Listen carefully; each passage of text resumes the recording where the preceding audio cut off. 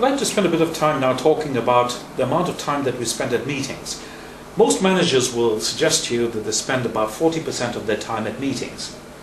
Regrettably, there's little or no evidence that this huge amount of time which is invested in meetings results in better productivity, results in better management, results in better leadership.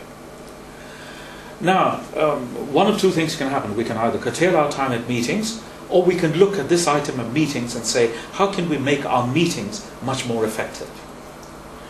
And the usual way of dealing with this is when we say to ourselves, well, the very next meeting that I'm going to go to, I'm going to do X, Y, and Z. I think we need to rethink our whole attitude towards meetings.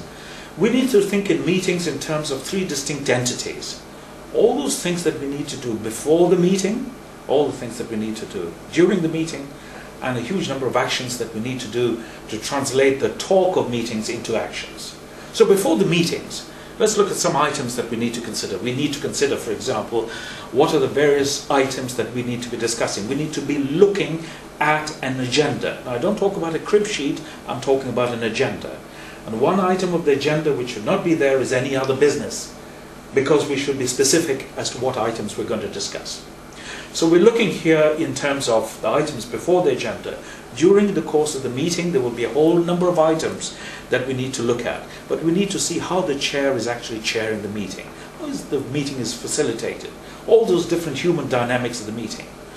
But the point of this video clip is to concentrate on translating all the talk into action. And this is where I need to concentrate on the last item here, which is about the actions that you need to take after the meeting. After the meeting, there are only three questions that are really important. We need to know what has taken place, we need to know who is targeted to carry out the respective action, and we need to know when the respective action is going to take place. So can I suggest to you that it's always about those three items: the what, the when, and the who. And provided you have those three items very clearly in your mind at the beginning of the meeting, during the meeting, and after the meeting, you can make your meetings a downside more productive than they currently are.